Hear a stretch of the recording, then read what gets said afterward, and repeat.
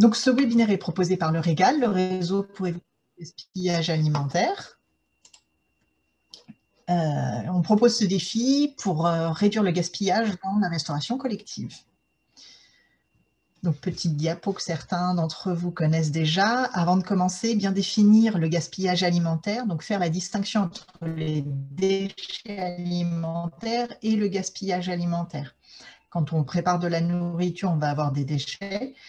On va avoir une partie qui sera comestible, donc ça, ce sera le gaspillage alimentaire, et une partie qui sera inévitable, comme tout ce qui est os et épluchures. Donc ça, ce ne sera pas le gaspillage alimentaire, et donc dans ce défi assiette vide, on ne s'intéresse pas à ces déchets-là et on ne les pèsera pas. Alors, qu'est-ce que c'est le défi assiette vide? Attendez, j'admets en même temps les nouvelles personnes. Donc le défi assiette vide, donc on vous propose sur une semaine de réaliser des pesées pour évaluer son gaspillage alimentaire. Et on propose également de communiquer sur le gaspillage alimentaire pendant cette semaine-là. L'évaluation de son gaspillage, pour rappel, c'est obligatoire. Donc, grâce à ce défi, vous pouvez répondre à cette obligation de réaliser un diagnostic et en même temps participer à une démarche régionale. Donc, comme l'indique cette petite carte, on propose le défi en Normandie. Donc, on a quelques sites qui participent hors Normandie, mais bon, la grande majorité, c'est en Normandie. Alors, pourquoi réaliser des pesées? Pourquoi faire un diagnostic par rapport à son gaspillage alimentaire? Donc déjà, ce qui va être important, c'est de savoir où se situer par rapport à son gaspillage, quel est le potentiel de réduction du gaspillage. Et pour savoir si vous produisez beaucoup de gaspillage ou peu de gaspillage, s'il y a un potentiel important de réduction. Et donc, grâce à cela, vous allez avoir des indicateurs de résultats, des indicateurs de travail. On reviendra dans le détail sur ces indicateurs. Deuxième élément qui va être important, c'est d'identifier les sources de gaspillage. Quand on fait des pesées, tout de suite, on va pouvoir identifier quelles sont les principales causes de gaspillage et donc commencer à envisager des actions, des pistes de réduction. Et enfin, vos pesées vont vous permettre de collecter des informations pour mobiliser en interne. Ça va être vraiment important de réussir à mobiliser un maximum de personnes. Mais grâce aux pesées, vous allez avoir des chiffres et de la matière concrète pour pouvoir mobiliser. L'exploitation des pesées, on le fera dans un deuxième webinaire après le défi, pour ceux qui le souhaitent. Et donc, comme je vous indiquais tout à l'heure, c'est obligatoire, c'est dans le Code de l'environnement. Donc, c'est à l'article L541-15-3. Alors, comment trier ces déchets? Alors, tout de suite, on va penser au pain. Donc, en général, on trie le pain à part. Et nous, ce qu'on vous propose, c'est d'adapter vos pesées comme vous le souhaitez. Donc, soit vous pouvez faire des pesées simples. Donc, ce qu'on appelle par simple, c'est donc on va trier son pain d'un côté et on aura une poubelle ou un récipient de l'autre pour récupérer tout le gaspillage alimentaire. Et donc, c'est-à-dire tout ce qu'on a dit tout à l'heure, tout ce qui est comestible, pour trier le comestible. Ou sinon, si vous souhaitez, si vous avez déjà mené des actions et que vous voulez aller un peu plus loin, c'est possible de trier les déchets en détail. Et donc, avec l'installation de tables de tri. Et donc, par exemple, là, on voit, vous allez pouvoir séparer l'entrée, la viande, l'accompagnement et fromage et dessert. Alors, idéalement, ce qu'on propose vraiment, c'est pour que ce soit vraiment parlant, comme je vous indiquais que le gaspillage alimentaire, c'est vraiment ce qui est comestible. On propose vraiment de trier d'un côté ce qui se mange. Donc, on voit des restes de fruits, de viande, de légumes, des yaourts qui ne sont pas vides, des restes de pain, et de laisser sur le plateau et de ne pas peser tout ce qui sera non comestible, donc les épluchures, tout ce qui est os, donc évidemment tout ce qui est non comestible, les serviettes, les pots de yaourt et les trognons de pommes. Pour cela, cette année, on vous propose des affiches. Les autres années, on ne le proposait pas encore. Là, on a fait des petites affiches toutes simples pour vraiment distinguer ceux que l'on pèse de ceux que l'on ne pèse pas. Donc ça reprend ce que je vous indiquais entre les déchets comestibles et les non comestibles. Alors, les flux de déchets à peser. Il y a vraiment deux grands flux de déchets à peser. Donc, d'abord, les restes assiettes. Ça, en général, la majorité des sites y pensent, donc à se dire on va peser ce qui reste dans les assiettes en fin de repas, sachant que le défi, c'est le défi assiette vide. Mais également, ce qui est très intéressant, c'est d'avoir le surplus de cuisine à part. Donc, c'est-à-dire tout ce qui aura été préparé, mais qui ne sera pas servi et qui sera jeté. Donc, c'est important d'avoir les distinctions de ces deux éléments-là, parce que ça va aiguiller les actions que vous allez mener par la suite.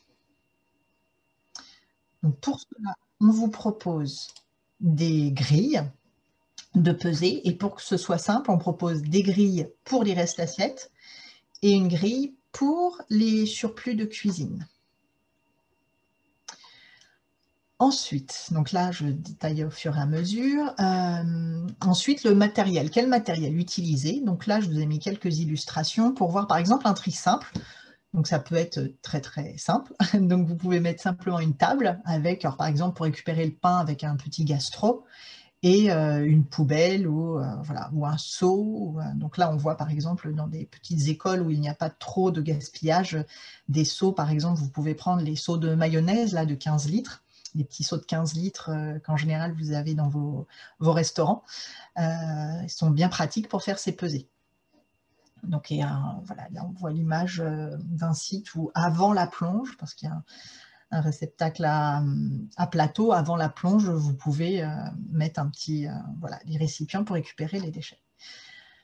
Si vous souhaitez faire un tri plus détaillé, donc on voit qu'il y a des collectivités qui ont réalisé, donc là en haut à droite, un meuble de tri, donc qui a été réalisé par l'agent communal, et donc à chaque opération, ils ressortent leur meuble. À l'intérieur, en dessous, ils mettent leur poubelle, et ils font le tri qu'ils souhaitent.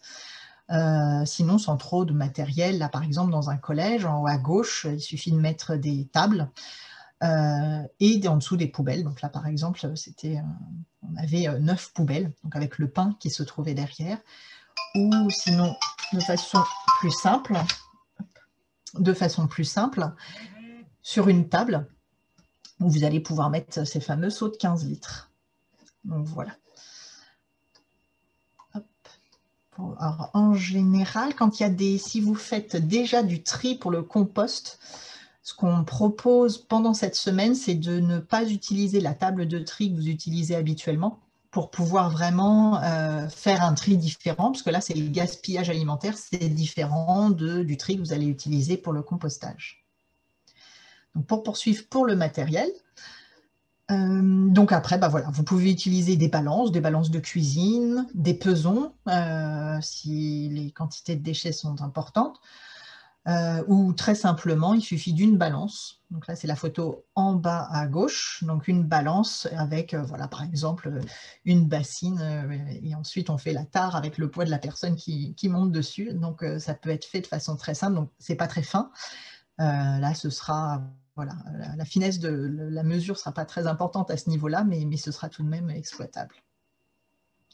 Alors, je vais arrêter là de savoir déjà si vous avez des questions. Est-ce qu'il y aurait des questions par rapport à ce que j'ai présenté? Voir si j'étais trop vite ou si ça a été. Alors, je vois déjà qu'il y a une question à quand les affiches. Donc là, on est en train de voir, on est en train de les mettre sur, on a un nouveau site internet, je ne sais pas si vous l'avez vu, régal-normandie.fr. Et on est en train de faire une page spécifique pour les participants au défi, donc qui ne sera accessible qu'aux participants du défi. Et dessus, vous aurez tous les outils et donc également les affiches. Ça devrait être normalement dans les jours à venir. Ça va se faire très rapidement. Normalement, je pense que la semaine prochaine, ce sera bon. Alors, je vois d'autres questions. Depuis quand les pesées sont obligatoires? Donc, elles sont obligatoires. Donc, alors, est-ce que c'était en 2016? Une loi qui a été rajoutée, je crois que c'était en 2016, mais en tout cas, depuis 2016, voilà, je pense que ça doit être 2016, c'est obligatoire. Mais il n'y a pas de contrôle, c'est vraiment plus, voilà, Pour l'instant, il n'y a pas encore de contrôle, mais on sait que c'est utile, c'est pour ça que c'est obligatoire, parce que dans les actions de lutte contre le gaspillage alimentaire, les pesées sont indispensables. Alors, je vois les fichiers, et le fichier, donc les fichiers, tout sera en ligne, hein, donc vraiment les affiches. C'est vrai que je n'ai pas détaillé tous les outils, je pourrais vous les détailler là. Par rapport aux outils qu'on vous propose, il y a une affiche pour indiquer simplement que votre restaurant participe au défi assiette vide. Donc c'est ici, on participe au défi assiette vide. Donc ça, on a cette affiche-là.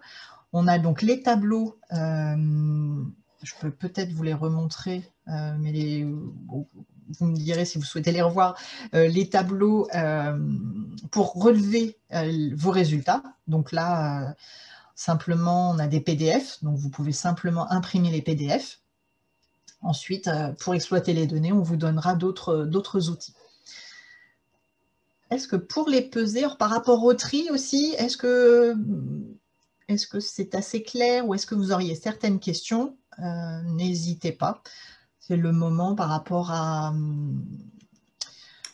Excusez-moi, Élise Roussel, est-ce qu'il y a un protocole pour les enfants prévu dans votre organisation à l'attention des enfants? Alors non, on n'a pas prévu ça. On n'a pas prévu. Alors, par contre, on a une petite fiche sur ça, elle est déjà sur le site internet du Régal. Ça s'appelle les pesées pas à pas, où vous réalisez des pesées pas à pas. Je pense que ça peut être utilisé par des enfants à partir du CE2, je pense qu'il n'y a pas de souci. C'est un recto verso qui explique vraiment toutes les démarches pour les peser. Donc ça, c'est sur le site. Je verrai là, soit j'arrive à un moment ou à un autre à vous donner le lien dans le chat, sinon je l'enverrai aux participants du défi. Quand on va renvoyer le replay de ce défi-là, je pourrai renvoyer le fichier pas à pas, mais je vous dis, il est déjà sur le site internet du Régal. À la partie, il y a une section qui s'appelle « Dans les actions », c'est défi assiette vide. Est-ce que ça répond un peu à votre question?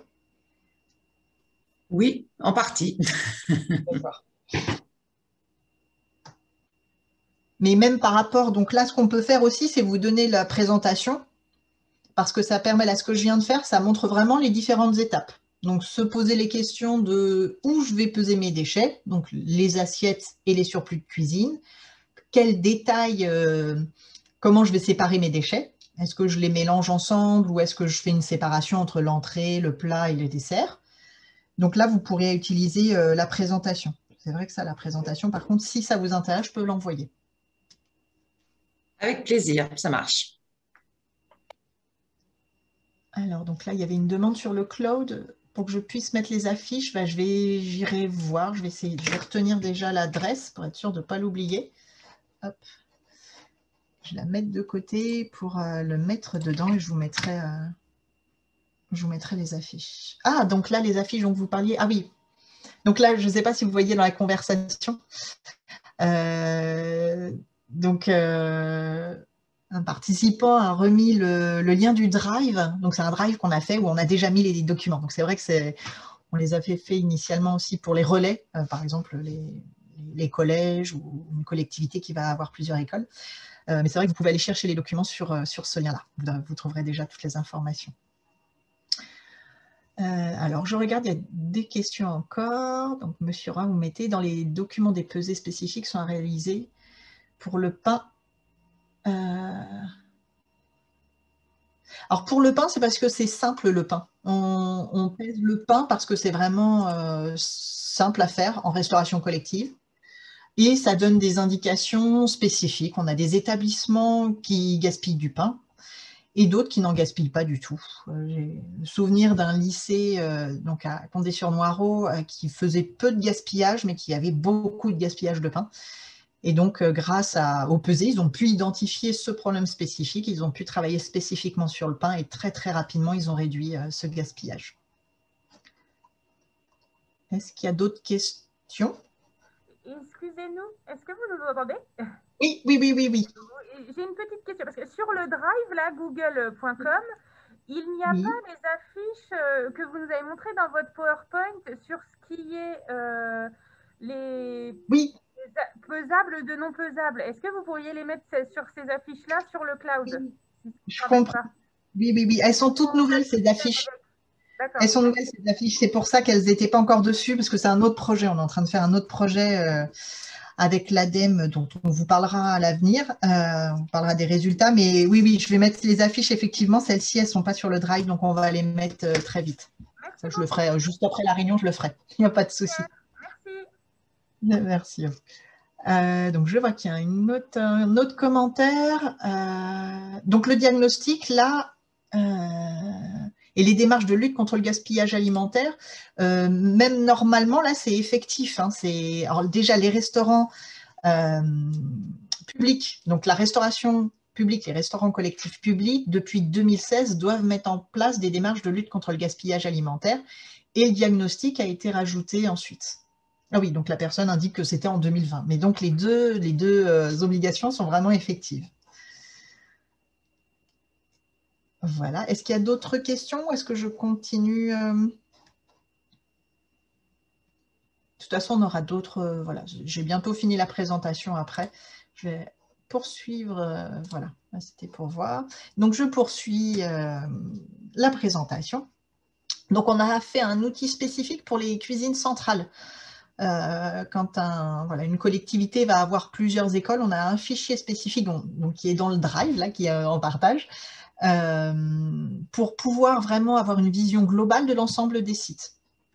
Donc voilà, ça c'est un outil qui est proposé. Donc maintenant, aborder la question de identifier qui fait quoi, ça c'est vraiment un point important pour que vos données et vos pesées soient exploitables. C'est vraiment important avant de se poser la question qui réalise quelle action. Donc déjà, qui trie? Est-ce que ce sont des adultes, des agents? Est-ce que ce sont les enfants ou les résidents? Et donc, comment se fait ce tri? Comment sont choisis les enfants? Donc déjà, bien réfléchir à cette question-là, mais bien identifier. Qui surveille le tri? C'est-à-dire, des affiches, ça ne suffit pas, même pour des adultes, il faut une présence pour expliquer. Donc même les affiches que je vous ai présentées tout à l'heure, ça va être une aide, mais ça ne suffit pas. Il faut vraiment quelqu'un qui soit là pour épauler. Donc comme vous l'avez vu sur les premières diapositives, par exemple dans les collèges où ils sont beaucoup, mais même dans les écoles, hein, ça peut vraiment être intéressant d'avoir, par exemple, des élèves volontaires, des éco-délégués, qui peuvent être présents pour vraiment aider à surveiller le tri. Donc, qui réalise les pesées, donc ça, c'est important de savoir qui va faire la pesée, aussi bien côté assiette, donc les restes assiettes, et aussi bien côté cuisine, se dire en cuisine qui va s'assurer déjà qu'on ne va pas jeter des surplus de plats sans les peser. Donc, être sûr que tout le monde soit au courant des pesées pour vraiment mettre à part les surplus, par exemple, en cuisine et pouvoir les peser. Et ensuite, qui récupère les données et qui les exploite, là aussi, qui va les renvoyer, nous les renvoyer au niveau du régal, c'est important pour pas que toutes les pesées aient été faites pour rien. Ça, on l'a eu dans certains sites où malheureusement, on a perdu les feuilles. Donc, c'est important dès le départ de savoir qui va récupérer ces données-là. Alors, donc ça, on rentrera beaucoup plus dans le détail lors du prochain webinaire, donc, qui aura lieu le 18 juin. Donc après le défi, où là on insistera et on présentera vraiment comment récupérer et exploiter les résultats, parce qu'on sait que bien souvent il y a des pesées qui sont faites, mais elles ne sont pas exploitées, elles ne sont pas bien exploitées. Donc là déjà, ce qu'on vous propose, donc pour le défi, nous, pour qu'on puisse faire des moyennes, alors, je ne sais pas si vous avez vu là, les précédents défis, à chaque défi on fait un bilan qui est accessible sur le site internet, comme ça vous pouvez voir les précédents bilans et nous ça nous permet d'avoir des moyennes régionales, alors certes des moyennes des établissements qui sont déjà engagés et mobilisés, mais ça donne quand même des résultats.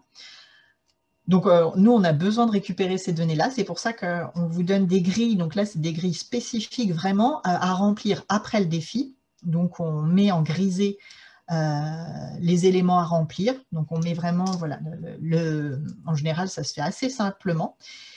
Et une fois que vous avez rempli ces tableaux-là, automatiquement, dans le tableau qu'on vous envoie, vous aurez déjà une synthèse. Et donc déjà, automatiquement, vous pourrez, vous, utiliser ces données. On a mis, par exemple, dans ce tableau, voilà, comment des équivalences sur une année, les calculs se font automatiquement. Voilà, donc là, nous, ce qu'on fera, on vous enverra les tableaux et on vous invite à nous les renvoyer pour qu'on puisse nous les mettre dans nos moyennes et qu'on puisse voir un peu l'évolution de ces moyennes au fil du temps. Voilà pour la présentation. Donc là, l'idée, c'était vraiment d'être rapide. C'est un peu l'objectif de ces petits webinaires, de très rapidement vous donner toutes les données. là, à l'issue de ce petit webinaire, l'idée, c'est que vous vous sentiez à l'aise. Alors, je sais que certains d'entre vous, là, plusieurs d'entre vous en ont déjà réalisé, mais peut-être ceux qui n'en ont pas fait, qui n'ont pas fait de pesée, ou ceux qui en ont fait, mais qui se posent encore des questions.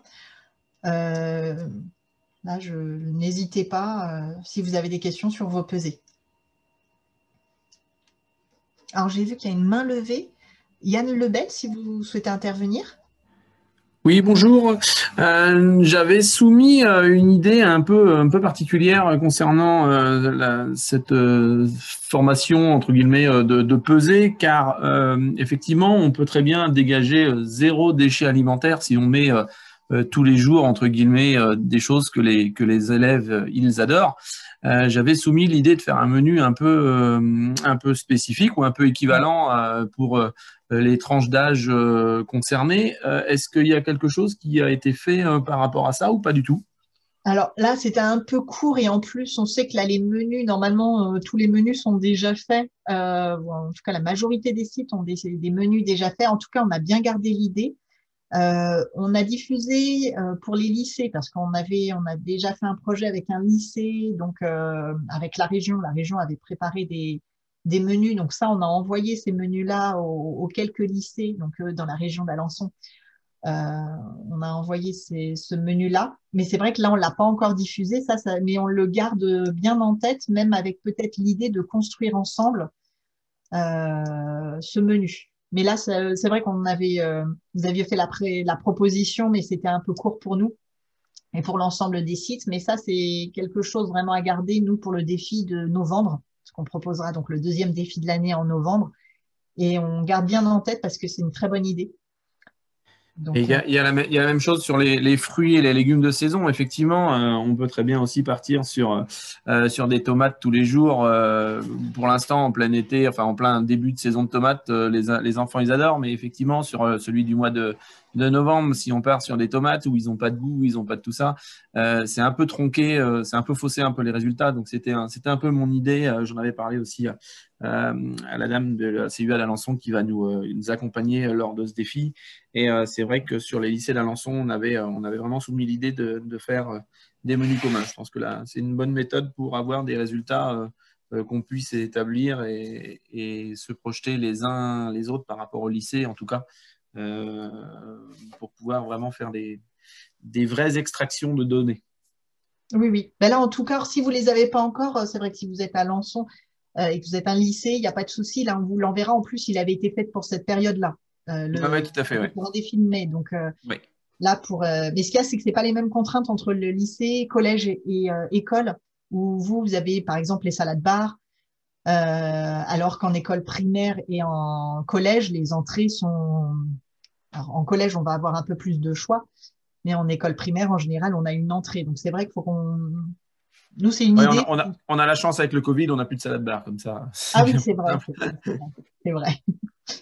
Mais il faudrait qu'on adapte vraiment en fonction des particularités, parce que je pense que là, ce qu'on a comme menu pour vous, les lycées, je suis pas sûre que ça conviendrait pour les écoles et les collèges. Donc, il faut qu'on adapte ça. Mais en tout cas, c'est une très bonne idée qu'on a notée. Donc, je ne sais pas s'il y a d'autres réactions ou questions. Mais en tout cas, c'est vrai que la question des menus, elle est vraiment importante. Et ça, on l'abordera lors du dernier webinaire. Donc, ce sera le 8 juillet sur les actions. Mais en fonction de ce qu'on choisit comme menu, on sait que le défi, c'est un défi de faire un menu équilibré et qui soit consommé. Donc, c'est un double défi et problématique, parce qu'on sait que ce n'est pas si évident que ça. Donc, on a bien identifié comme un point central. Mais sur lequel, comme le défi, on évolue d'année en année, on va se pencher dessus, on vous proposera des choses plus concrètes pour les prochains défis sur les menus. Est-ce que je pourrais encore juste une dernière chose? On sait que la loi Egalim nous impose de mettre des menus végétariens lors de nos sessions de menus. Ce qui serait intéressant, si les collègues sont plus ou moins d'accord dans les données, c'est de au minimum marquer que bien sûr, cette journée-là, c'était le menu végétarien, juste pour voir si le menu qu'on a proposé par rapport au menu équivalent viande en amont est plus ou moins disposé à faire des déchets ou pas. Voilà, après, je rentre pas dans l'idée du menu végétarien pour voir si c'est plus ou moins. C'est juste pour se donner une idée sur d'autres lycées ou d'autres secteurs que le sud de l'Orne, ou Alençon en tout cas. Là aussi, alors ça, c'est un sujet en soi. Pareil, à chaque fois, vous me donnez des idées de webinaires spécifiques. Parce que là, sur le menu végétarien, on a Ouais, déjà désolé alors. on a plein de données. Là, je pense que beaucoup de participants pourraient intervenir pour indiquer que c'est vraiment un sujet compliqué, le menu végétarien. Le législateur a voulu coupler cette expérimentation avec des pesées sur le gaspillage. Euh, Nous, on était persuadés qu'il y aurait plus de gaspillage avec cette expérimentation, hein. Mais par contre, justement, il y a tout un travail à faire, mais qui se fait dans le temps. Ça va pas se faire en quelques mois pour faire connaître des menus différents aux jeunes qui se familiarisent avec et aussi imaginer et aller vers des menus plus facilement comestibles plutôt que peut-être des plats qui sont transformés et qui sont boudés par les jeunes. Mais donc, il y a un enjeu spécifique sur le menu végétarien. Donc oui, dans le défi, ça, on ne l'a pas intégré, mais le menu végétarien, on pourra peut-être l'intégrer dans le défi. Est-ce qu'il y a d'autres questions, des réactions?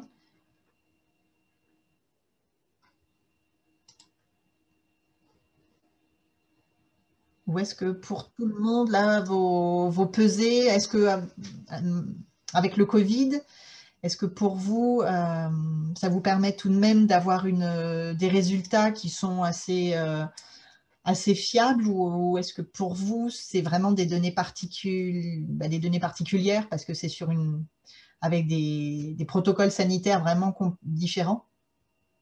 Donc, je vois certains d'entre vous indiquer que c'est bon. Je vais regarder les commentaires en attendant, mais si certains veulent prendre la parole, surtout, n'hésitez pas. Nous, sur le Covid, en fait, juste l'impact Covid, c'est qu'on ne va pas faire de pesée détaillée parce qu'il ne faut pas que notre service soit encore plus ralenti qu'il n'y est déjà.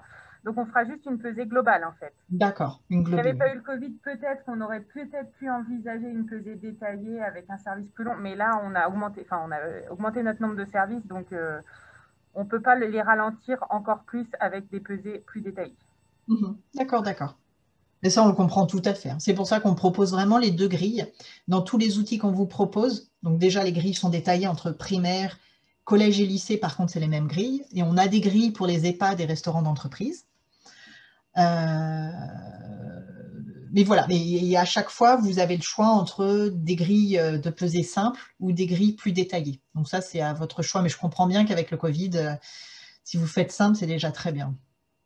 En plus, dans les exploitations du régal, nous, le régal, on va exploiter vraiment les données globales. Donc là, si le détail, c'est vraiment utile pour vous, nous, au niveau du régal, on n'exploitera pas ce détail-là. Donc voilà, mais en tout cas, j'ai bien identifié à l'avenir de travailler sur la question des menus et spécifiquement sur le menu végétarien.